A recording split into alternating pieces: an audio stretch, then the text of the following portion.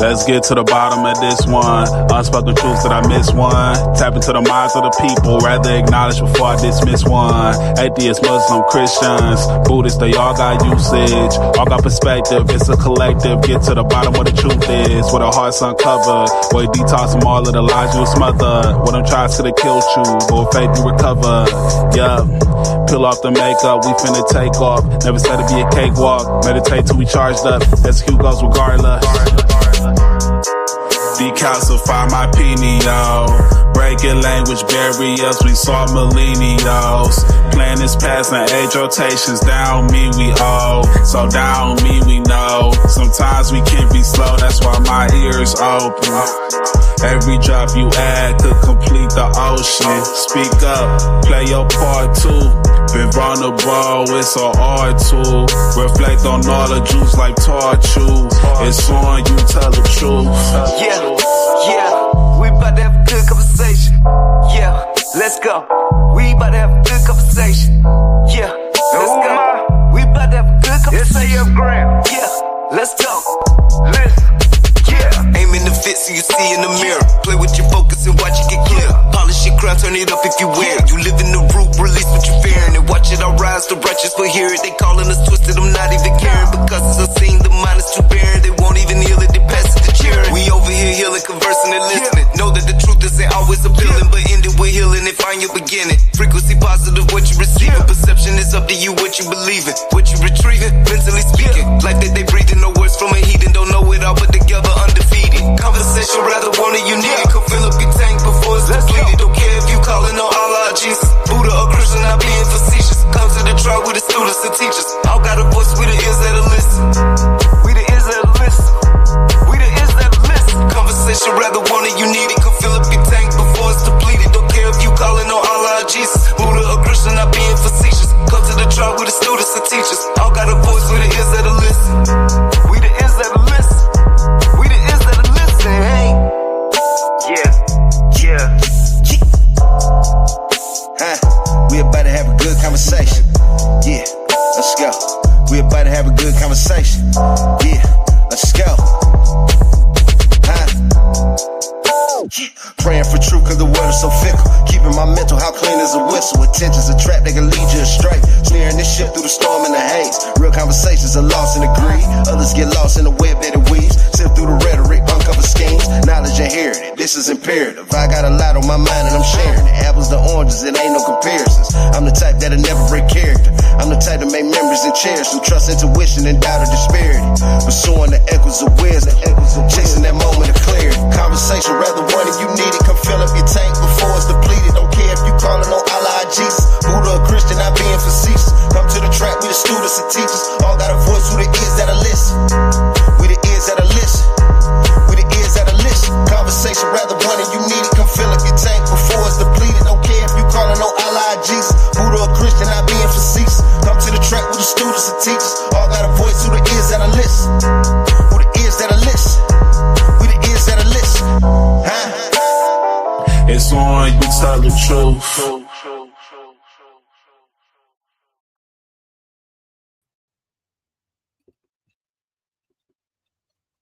Peace, everyone. Welcome to the People's Podcast with the ears that will listen, where your opinion matters. Tonight we are talking about addiction, not the headlines, not the stereotypes, the science, the pain, and the brain behind it. We are breaking down what addiction really is, what causes it, and why the brain keeps chasing dopamines, even when it destroys lives. This conversation is not about judgment. It's about understanding, compassion, and truth.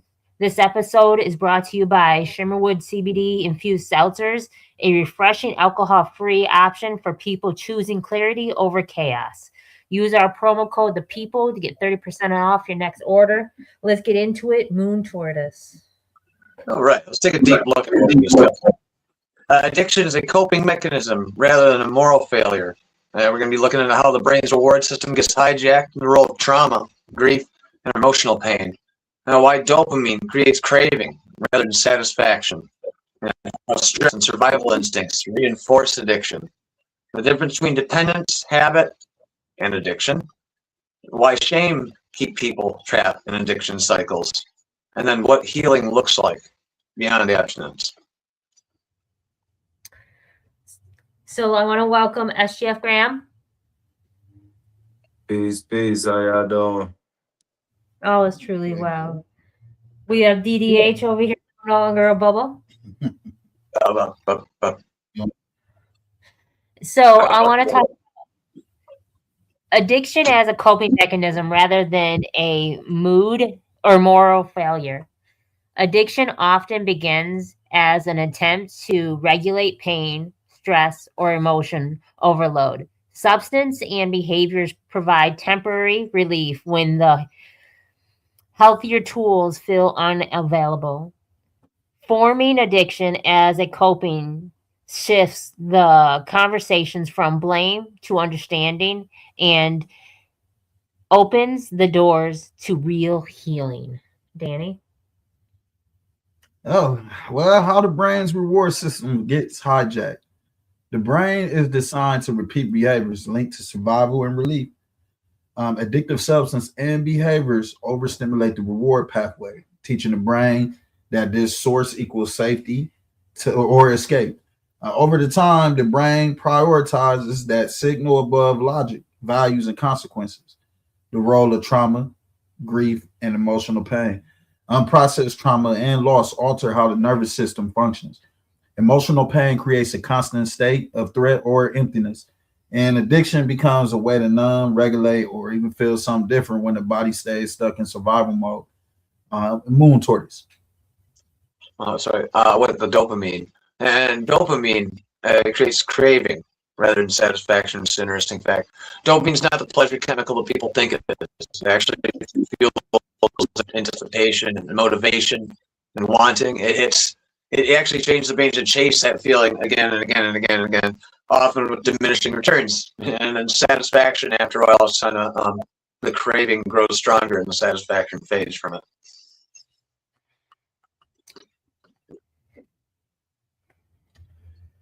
So how stress and survival instincts reinforce addiction? Chronic stress raises cortisol and pushes the brain into fight, flight, or freeze. In that state, impulse control weakens and quick relief feels necessary. Addiction thrives when the nervous system never feels safe enough to rest. The difference between dependence, habit, and addiction. Dependent involves physical or emotional resilience. Habit are repeated behaviors shaped by routine. Addiction goes deeper. It overrides choice, persistent, despite harm, and becomes tired or it becomes try to identify and survival responses. Understanding these differences reduces ownership.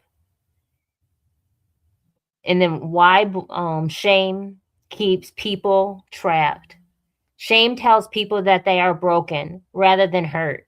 The belief drives secretly isolation and continues use. Shame narrows options and silences help, seeking strengthening the cycle of addiction. Depends on Moon Tortoise. Oh no, I lost my spot. Depends on what healing looks like beyond. We'll do the end. Yeah, what healing looks like beyond abstinence. We'll tie it up here. Recovery involves rebuilding safety. It involves addressing trauma, learning regulation skills, and then restoring connection to redefine self-worth. Abstinence alone does not heal the nervous system. Healing happens when relief no longer depends on escape. This conversation centers on compassion, neuroscience, and truth, because understanding changes outcomes. So, SGF Graham, what emotional pain often hides underneath addiction, do you think?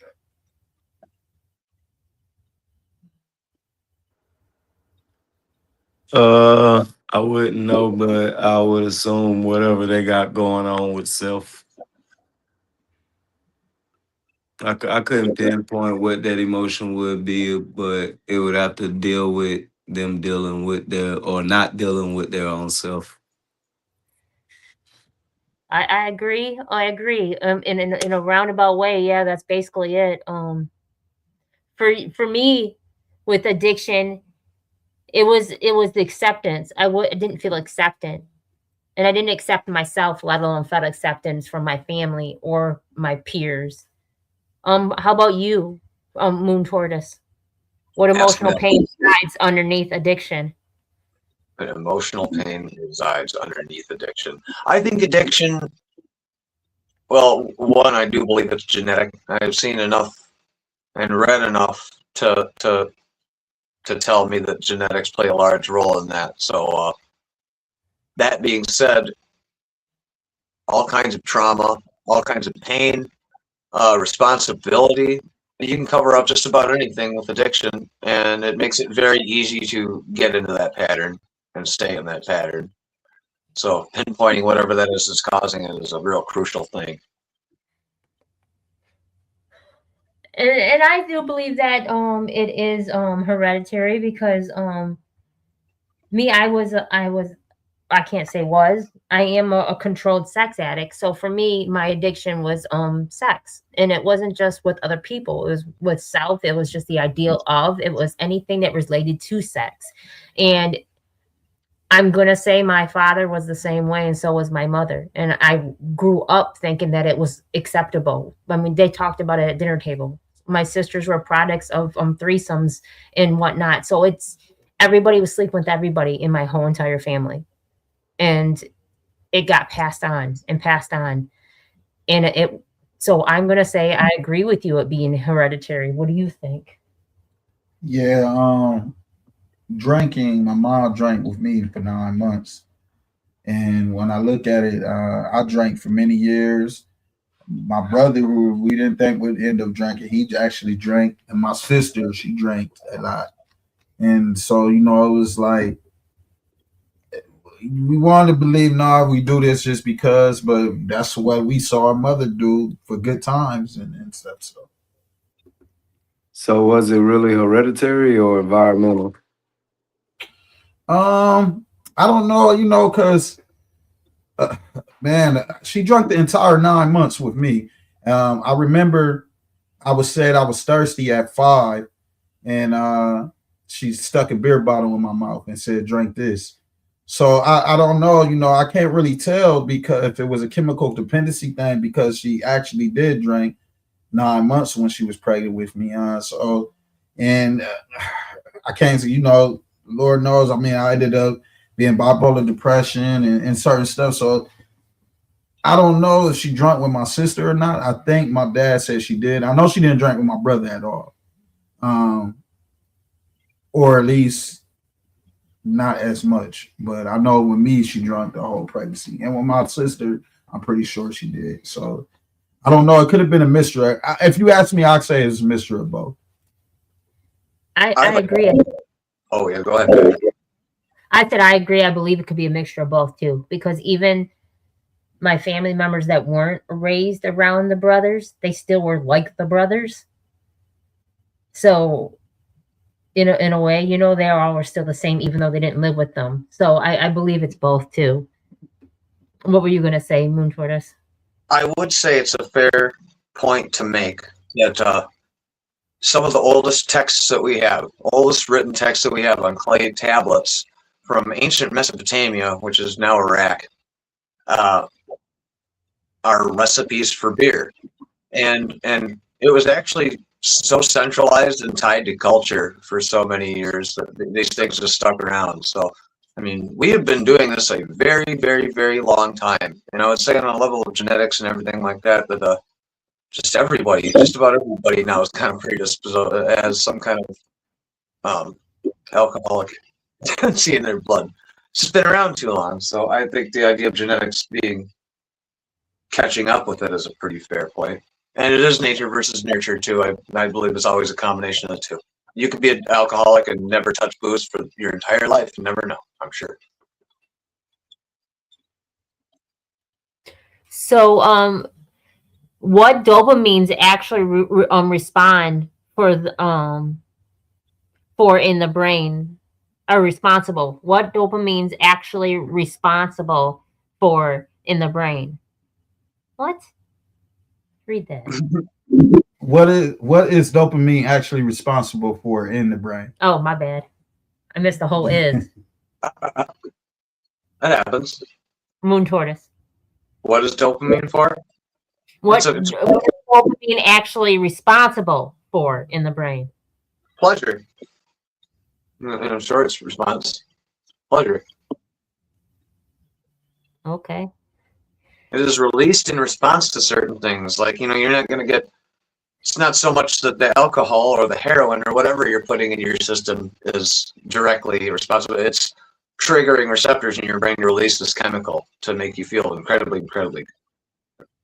We have the propensity to feel good without drugs too and release dopamine. It's incredible. So, SGF Graham, do you know why dopamines drive cravings rather than satisfaction? People want to feel good.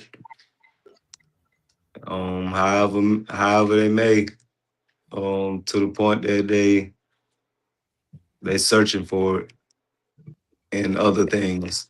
Whatever, they finding something to connect to it, connect to happiness, and therefore they're craving for whatever that is that they created, that happy moment that they always want to replicate. And I would think that that's how you get stuck in it. Does it seem like they're ever satisfied? Maybe during the moment, but and that's if they're in their perfect state. Like if they're left, if however they like their moment, because they can do what they do, and it be the wrong environment, and they be entirely pissed off, even worse than before they dived into their addiction. Whatever, I've seen it plenty of times or whatever. So it's still shaky, but to them that's their best option, and so they're gonna go for it. Okay. So, DDH, when does addiction become viewed as a moral flow instead of a health issue? When does addiction become viewed as a moral flaw? Um, I feel like when it begins to control your life, and it's due to it, you make poor decisions that can be life changing. As in, and I'm not talking small changes either. I'm talking like it be something that affects your life majorly. So that makes any sense. So, moon tortoise, what part of the brain releases dopamine during addictive behaviors? It's also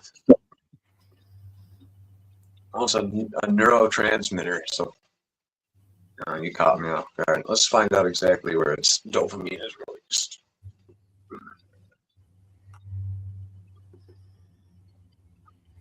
You was right. Yeah, I mean, it's a neurotransmitter basically. It's released from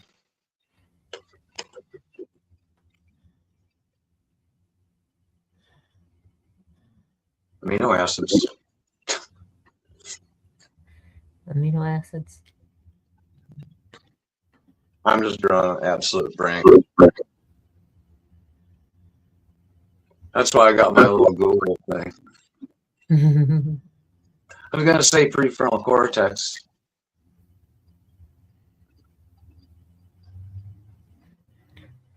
Because it's actually more of pathways. It runs along nerve endings. Major target reasons. We got prefrontal cortex, thinking, playing, working, memory, attention. And your amygdala is a very fun part of your brain. It controls like your emotions, anger, retention, and learning and stuff. I'm trying not to look at the Google. So that would be my first. Yeah, Go ahead. right. What else? It's created in the heart. It's created. It's a chemical created in the heart, but is used by the brain. So I So always they thought that was interesting that dopamine pretty much dealt with emotions, and emotions are felt from the heart, but for some reason the chemical is only used in the brain. That's where your emotions come from. It's going to fuel those emotions and push it forward. So my question is, why does trauma rewire the brain's reward system? And it's because the brain is only meant for survival. The brain only knows fight, flight, or freeze.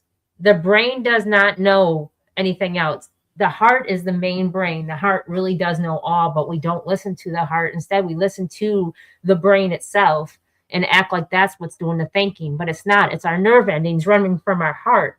But yet we can't understand those emotions and separate them from thought. We're stuck in thinking that our brain is what does all of our thinking, and that our heart doesn't have nothing to do with it. When our heart and our stomach have their own brains, they are the main tools of us. Without a heart, you wouldn't be able to live.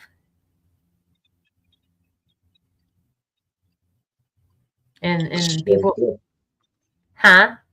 So that's very true. And then want to know, well, how come trauma rewires the brain reward system? Because, like I said, the trauma only knows survival instincts. And with trauma, we adapt to that to never go back. We overstand that so that we don't repeat it and go back to it, because we're trying to protect ourselves from it. With that being said, we start getting rewards for that. And we're starting thinking that this trauma is a prize. And that's where the trauma bonds come in. And that's where all the other things that come in, because it's so adaptable to us that we are familiar with it. So why, Moon Tortoise, DDH, can addiction exist without substance? Yeah, absolutely. Because when you look at it, you can be addicted to basically anything in life, and it doesn't necessarily have to be a substance. I'm sometimes addicted to coffee. You can say that's a substance. Some people, the caffeine. People can be addicted to drinking soda. I know people who are addicted to Fanta, and they have to have one. Like it'll ruin their whole entire day. They have to have one to the point where they'll say their body won't feel right unless they have it. And that could just be the sugar in it. So yeah, even sugar is in itself. So Moon Tortoise, why does stress increase the urge to use or to relapse? I think that's part of that rewiring you're talking about. This is going to be an awful controversial statement, but I think if the quality of life of everyone was better, we would probably not tend to fall so much on our vices, or maybe we would fall flat on our face into them. But I think it's easy when things get really stressful to not even to think about avoiding the problem, but to make the problem easier. At least that's where my mind went with drinking. Be like, I can accomplish this task if I got a buzz. And then that kind of becomes, I can't accomplish any task without a buzz. And the shift is so invisible and transparent that I don't think most people really notice when it becomes a problem. That alone is an issue. So it's that rewiring that says it's a stressful situation. What am I going to do? Well, right now I could tell you I'm going to drink coffee. I consider going onto a podcast kind of stressful because I got to go talk to the entire world, presumably, if they want to look. So I drink coffee and caffeine. Is that making it better for me? No, it's probably making me more jittery and all over the place. But there is a reward center in my brain that's saying, hey, I like to take drinks to pause and think about what I'm going to say next. So I'm using this as so kind. It's not just a chemical vice; it's a physical vice. You know, there's so much rewiring going on with just sugar and caffeine and everything that it's even crazy to think when you start getting into alcohol and drugs like that. Stress and fear, absolute shredders of the mind. Peace and love, French Shiesty. Do you know anything about addiction? That's what we're talking about. SGF Graham, how does shame strengthen addiction cycles, do you think? Or addictive cycles?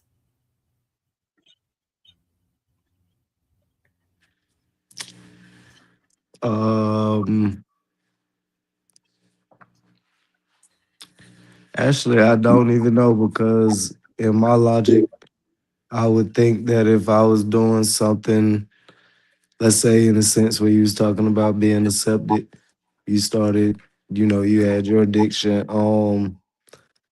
If it blew up and it still didn't make me feel accepted, I would be addicted to something else. But people just tend to go harder with what they're already addicted to. So I don't think I would really know how to answer that question. I don't understand the logic. Maybe I'm thinking maybe they're thinking that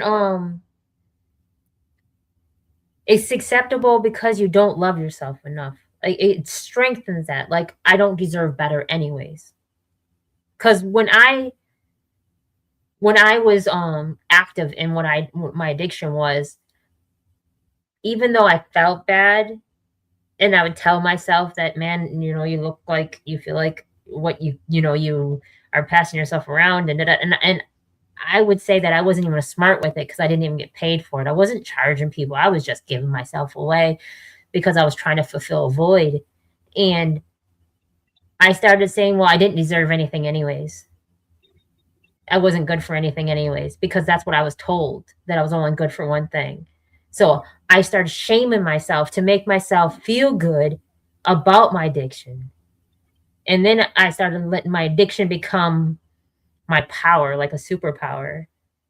And then I became like a succubus. And then I became like, I don't know. It was insane. It's insane. Once you get really into your addiction and you allow it to fester within you, it becomes a whole being that's not you. A whole nother entity that is not you at all. Moon Tortoise, what do you think? Why do you think that shame strengthens addiction? I was really hoping you'd ask me that. I like using personal experience for addiction, because I'm not infallible. But one thing it does is it forces you to hide it. And when you start hiding your addiction, you really start focusing on your addiction. I.e., perfect example is closet drinking. Because I used to be able, when I was 16 years old, I could put down a fifth at a party in front of people. I could pretty much gargle gasoline in front of people. There people who were impressed with my drinking prowess. It was kind of drink everybody. I drink you under the table, you drink like a bitch. That was the kind of mentality a lot of the time where I was at. So got real good at it. When I started closet drinking, that's when it became a maintenance thing. That's when it became something normal. That's when it became I'm going to drink a beer with a cigarette butt in it because it's the last beer I have and it's 7 in the morning. And I got to stop my hands from shaking. Shame hides your addiction from the public eye, and it hides it from help. And it made me accept it more in a different way. Like, it really did give it strength, because I was like, oh, no, don't. I'm not really an addict, and I'm not a whore. I just have a very high sex drive, or I have really my pheromones. It's my pheromones, like they're just addicted to my pheromones. What am I supposed to do? I got a strong pheromones. And it's my family's like that. My whole family's got a high sex drive. And then all this other stuff. And then I started really knowing and loving myself and appreciating myself and realizing really what I was doing to myself. And then the soul ties that came with it and all the energy exchange, and that what people lived in me, beyond me, when I no longer were with them. And it started becoming more. And I started really realizing what I was doing to myself. But I never looked at it that way because of the shame. I try to blame it for so many things.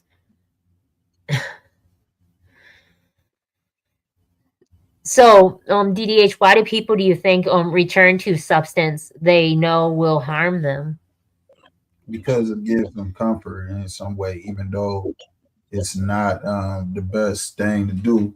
It gives them comfort. I mean, I've known a lot of addicts, and I've been able to talk to them, or former ones, and I've asked them, what triggered them to go back, and they would always tell me it's just that high that it was the best feeling in the world, even though it caused so much damage and harm. So it's just comfortability. That's the best way I can put it. So, SGF Graham, what role does environment you think play in addiction?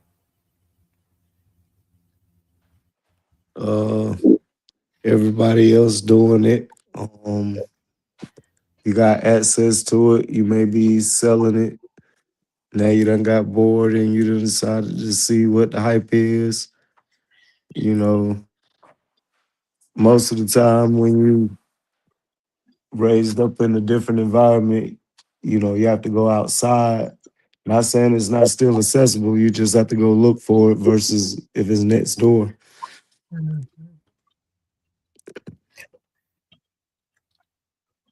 Moon Tortoise, can you hear us? I can hear you. So how do you think early experiences shape addiction tendencies later in life? We copy what we see when we're little. Oh God, I'm gonna do it every time now. Because it's good for me. It was watching my mom drink. It became commonplace, and there was a period of time where I said that's terrible. And then 13 years old, we were talking about earlier how addiction kind of rewires you. I had my first sip of beer.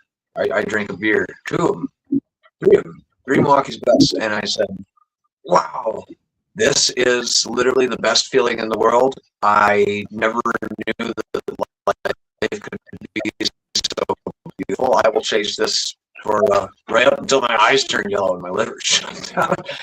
Yeah, and it was just kind of awful. Sorry, there's some activity in the background. So watching all of that happen, and it was re-solidified strongly by my peer group in school. I don't know if it's like that everywhere else, but in small town Michigan, it was drink. So being young, it was right in my face all the time. So my question is recovery possible without addressing emotional wounds? No, it is not. No matter how much you'll try, you're still going to go back because you still got to fulfill that void. You are putting band-aids over bullet holes and expecting it to be okay without realizing what caused the bullet holes in the first place. You really have to dig deep to find out why you are trying to search for these dopamines to fulfill this sadness, this emptiness, this longing for acceptance of self.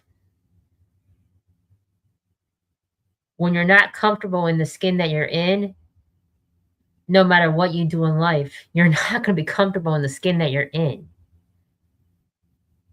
You can't remove yourself from it. So I'm going to say no. You have to address the emotional wounds. What do you think, Moon Tortoise? I'm actually going to take a somewhat different stance and say the nature of addiction is very bizarre. It's unpredictable, and it's varied through many different people. I have known people who've led really good lives, seemingly happy, no trauma, anything like that, who really just got addicted to certain things. And seemingly without anything to patch it up. I think most of the time addiction is going to stem from some kind of emotional trauma or something like that. But there are those weird rare occurrences where people just get addicted to things, and the whole problem with it is the damn substance and rewiring of the brain to just be happy without it. Because at the end of the day, it really is just those neurotransmitters. It's you got to train your brain to release them in different ways, and drugs push those really hard right off rip. Chemicals do that, and it's a hard thing to overcome. So we call it chasing the dragon, because dragons are fucking cool. I asked the DDH a question because I didn't know the answer and earlier today, and I was wondering, is it attractive to be with a woman who's been to prison and did drugs and all this other stuff and that wants to fight and all this other stuff? Does it make it the person? And I'm a little sexist, okay, or something, maybe biased as being a woman. That I think it's not classy. I don't think it's acceptable. I think that it's trashy. But this is my opinion. That's all it is my opinion. But I think that's with anybody who don't love themselves correctly, whether it's a man or a woman. If you are beating up yourself from food addiction to substance to alcohol to sex to anything that you feel that you have to have more than air, then you're not really appreciating who you are. And that's just my opinion because I've been through it so long in life that I forgot who I was. I lost me. I never knew me, actually. And then when I started getting to know me, I started loving what I got to know. And I realized I never knew who I was ever. And to see somebody else like that, man or woman, I'm not feeling saddened for them. I just don't wish that upon them because I know how dark it is. And I know what it feels like. What you got to say, Moon Tortoise? What do I got to say? I could say a lot. I don't know. I almost felt like I was predisposed to have I have an addictive personality. Alcohol just ruled that. But when I was really lonely and in the closet and around 16, starting 17 through my 20s and whatnot,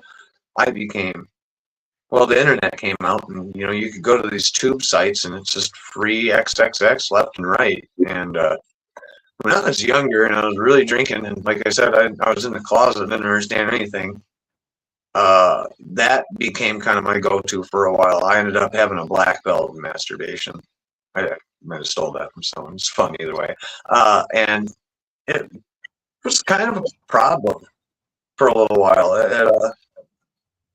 It's not like it controlled all of my day, but I just felt bad doing it, and I felt like I was hurting myself. And I did that until I really came out, and then sex kind of took on a completely different meaning for me. So I almost did it a little bit, and maybe I would have fell into sex more, but I didn't love alcohol, and the alcohol made me look like drunk Walter White for a long time, and it wasn't a great look. I just felt awful. Sex is totally different for me. I don't know. It's crazy. It's like music or something. But I relate. I feel for you. It's got to be hard with sex being everywhere in your face all the damn time. I couldn't imagine any other addiction, though, honestly. A food addict. I mean, the same with a food addict. I feel bad for them because of the commercials and McDonald's and all this other stuff. It's someone who likes the caffeine or the cigarettes. And I mean, I don't see sex addiction any differently than substance. I don't. I think about it all the time. Yeah. Being in recovery helped me understand that better. For everything. I would pick certain jobs just because of it. Because I got to see different people and I could fantasize. And yeah, I don't see it any different than any other kind of addiction. Honestly. The job thing is interesting. I took jobs where I knew the boss would let me drink. See? Or I could drink afterward. We got a fridge full of beer if you do a good job. You bet I'll fucking dig a 4-foot deep rat wall with a shovel. And then the other guys will come by and look at me and my buddy and go, "Where'd you get the trencher?" We didn't have trencher. We got flash shovels. And beer. And cocaine. So, SGF Graham, why does willpower alone won't work? Or really works? Rarely.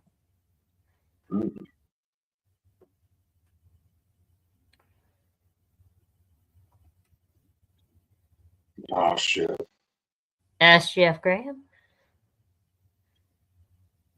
You try it, Moon Tortoise. What's that? Say SGF? estrogen. Can you hear us? No. Son of a diddly.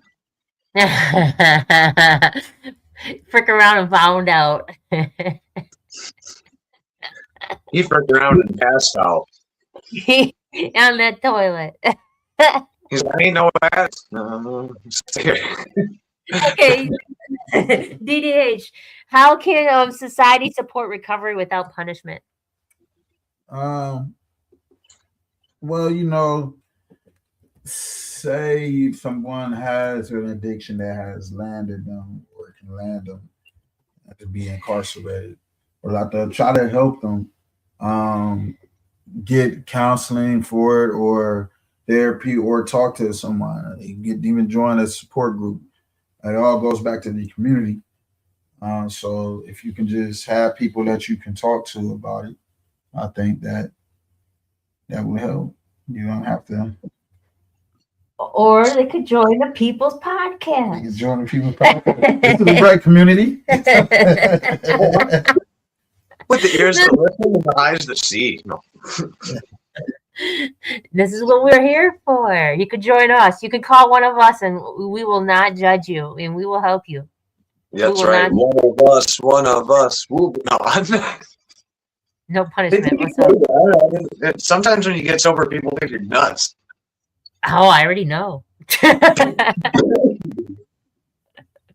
So this is a great question, and I'm glad it's asked. How can loved ones help without enabling? I was an enabler.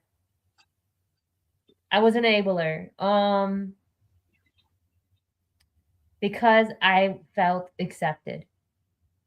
Because I felt accepted and not judged, and I was able to have a twofer. The gentleman that I was with, was a really bad alcoholic, and that term, functioning alcoholic. Ooh, my favorite. Yeah. So I encouraged, and I would work and spend my whole paycheck every weekend to get drunk with them, enabled, because we also could have threesomes and we also did other things, and it fed my addiction as well. So I was an enabler. We see people that we love, and like, here goes our brain again. Our brain tells them that we love this person. So we see them in a light that they're not standing in. They are not in whatsoever. But our mind sees them in a whole nother light. And we want the best for them because we love them. And we don't want to see them hurting. I wouldn't let him sleep outside in the rain. I'd go lay in the rain with him. I'd make sure that he was in bed, because he was one of those function alcoholics that would pass out anywhere in people's houses. He didn't know. Function. Cars. Yeah, so functional. Cars, he didn't know. It behind the steering wheel, it could be anything. So I would spend my night trying to find where he was to go rescue him and put him back to bed. And make sure that he was sleeping, because I loved him, and because I seen him in a light that he didn't see himself in. And what made me leave him is because that light that he seen himself in, I couldn't see myself in anymore, because I stopped seeing me. You can't love somebody enough for the both of you, especially when they don't love themselves at all. So yeah, it was hard. It was hard. Recovery was hard for me. I not only did I have to do shadow work to find out who I was, I had to dive into the things I didn't even know about me and relearn me. Not even relearn me, just learn me, because I never knew me. And I had to accept me, 100%. Accept me, even things that people didn't like about me. I had to love it. And boundaries. I'm learning boundaries now. And it's really hard for a people pleaser to learn healthy boundaries. So yeah, how about you? How was recovery for you, Moon From Tortoise? Hell. It was hell. It's still hell a lot of the time. I do always say that my life is so much better, but I'm not always sugar and spice about everything. You know, I want people to know that you want to make a choice now for the better, because every inch of my body hurts. My teeth are in horrible shape. I'm in constant pain. It's been a road building back. You know, I was laying there in the store parking lot at 10 at night, and they just left me there. I was bleeding, beat up, and my eyes were all yellow because my liver was dying. I was dying. I got kicked out of my house. And everything sucked.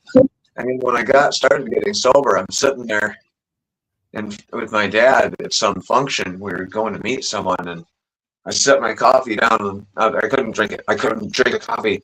And I set it down on the table, and I couldn't even get the straw into my mouth. Like, and I went and hid because I was full of shame. Like, I couldn't hold still. It was utter pain. So just take it from me before it progresses. It was, it just doesn't get easier. That's why that functional alcoholism is such a terrible thing to me. I find it just to be as dangerous as drinking and driving, to spread that propaganda, because studies are now really kind of showing that even a glass of wine at dinner really isn't even great for you, because alcohol is poison. You drink it, it feels good, it's poison. So, and drugs too, it's just awful. So before you get too far, I want to ask you, even though it was hell recovering, would you do it all over again to recover? Yes, I would, but I don't want to. So I'm pretty rigid on my recovery. I don't follow the same kind of methods that other people do. I keep my mind very open so I can help people with it. And I'm damn rigid. I don't even allow myself one day at a time, because that's one day I could mess up.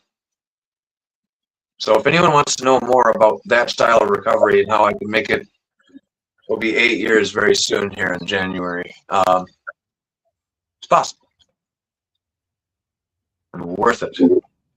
So worth it. And I love that too. And that's why I stick hard on just being a better me. What about you with addiction and recovery? Do you think it's easy? No, it ain't easy. But you know, the ultimate reward is beating it and overcoming it, and reward is never easy. So, you know, obstacles is never easy at all. But the reward is that you will receive from being able to beat it. It's worth it, I guess. So ironically, we're gonna when we end the show, we read a thing from Tom Schul, who died from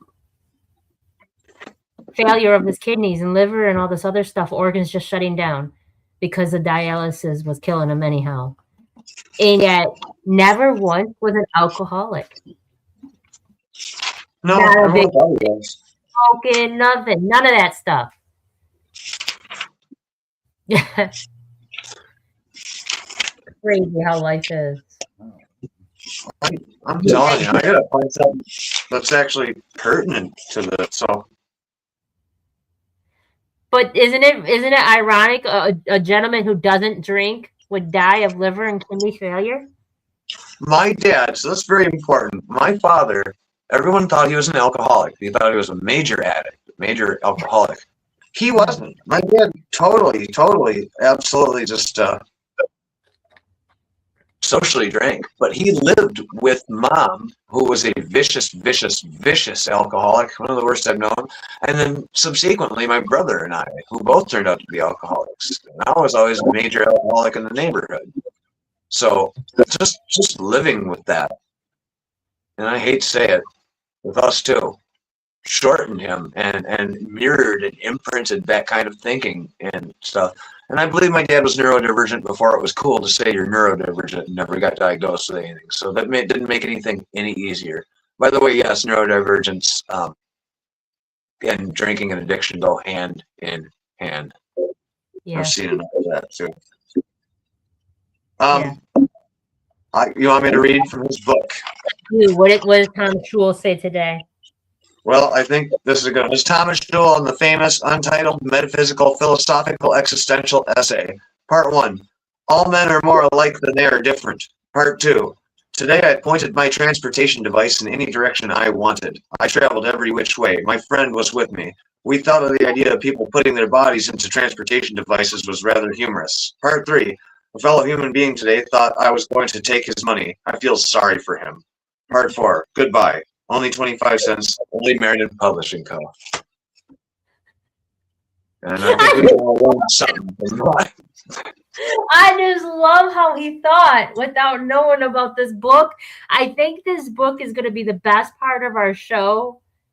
I mean, we help each other and whatnot, but at the end of the day, what a peculiar individual, very educated, very diverse, multi-language. I didn't know he's an opera singer. Crazy. Very, very, very, very intelligent man. And what a brain. My dad saw everything that happened with my mom, and he shielded my brother and I from it. And he passed away in my arms while I was sober. And that was one of the better gifts I could give him, because after all of that misery, his words stuck with me. He was always an angel to me, to show me the light of how wrong it was. Instead of doing positive messages, I want to end it this way. I want to end it talking about learning to dance. Please? Can we talk about learning to dance, what that means? What that means? That's a thing I said. I'll use that as my positive message. Learning to dance is kind of a metaphor I was thinking about. Because we fall a lot.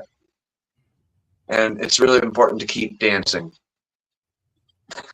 Because art and music and love and life and motion, it's really important. And we get that shame in us, and we feel like everyone's watching us and stuff. And in reality, they'll be happy. Most people will be happy to see you dance. So don't worry about putting on a big show. Just keep dancing and learning those steps. Now, and for me, learning to dance is the new song that you created, and it's beautiful. And I can't wait to publish it. Now, the thing is, what I love more about the song "Learning to Dance" is that in the song, you spoke on how you needed someone to help you dance. You were longing for someone to hold your hand to show you how to dance, and when the hand that you held was your own. And the strength that you got from that is profound. And now you are the best dancer in the world. You may stumble still, but you still do it gracefully because you learned how to trust your own feet. So I love that. I love going along the journey from the person like Bambi who learned how to walk to watching you run up and down the hills. So when you guys see Learn to Dance and you hear Learn to Dance and the tears roll down my face, it's not me crying, it'll be you, I promise. I guess I'll have to release it. Promise. It's going to be. I promise. So what will be your positive message on DDH? To always know that there is hope for a change, and you will beat your addiction. Don't allow you to believe that it will defeat you.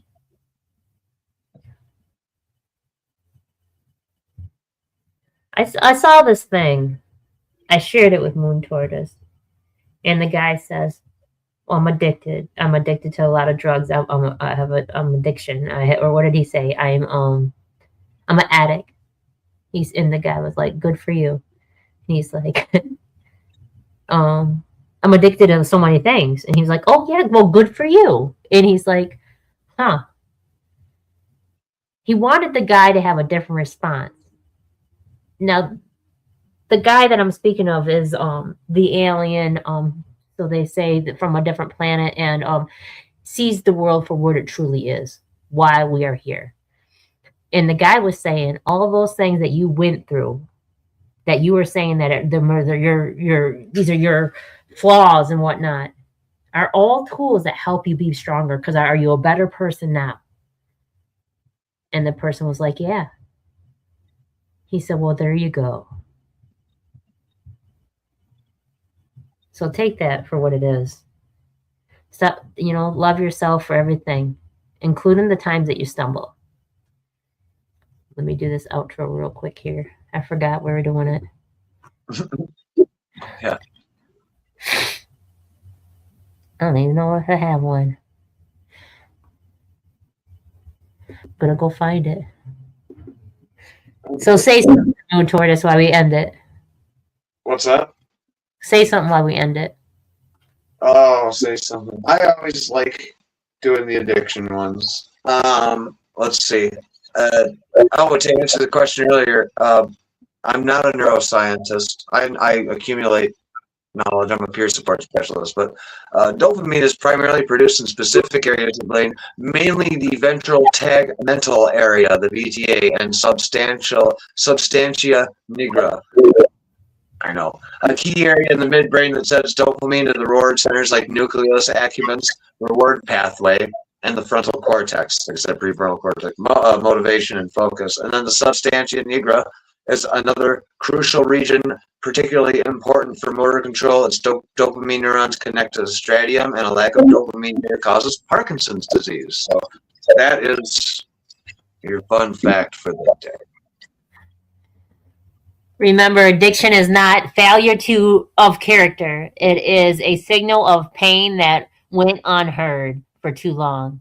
When we stop asking what is wrong with people and we start asking what happened to them, the conversation changes. Healing becomes possible when you understand and you replace judgment with understanding and compassion and connection. And you replace shame with acceptance and love and nurture. If this discussion changed your perspective, let it.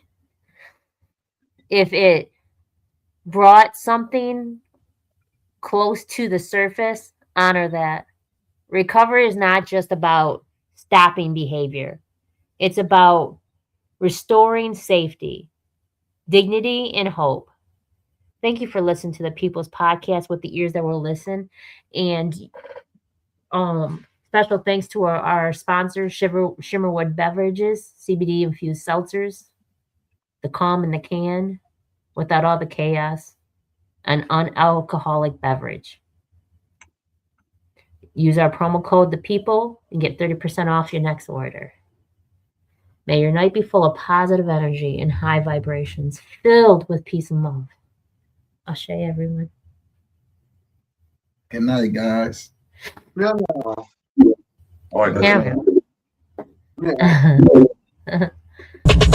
Let's get to the bottom of this one. Unspoken truths that I miss one. Tap into the minds of the people. Rather acknowledge before I dismiss one. Atheists, Muslim, Christians, Buddhists, they all got usage. All got perspective. It's a collective. Get to the bottom what the truth is. With our hearts uncovered. Boy, detox from all of the lies you smothered. When them tries to kill you. But with faith you recover.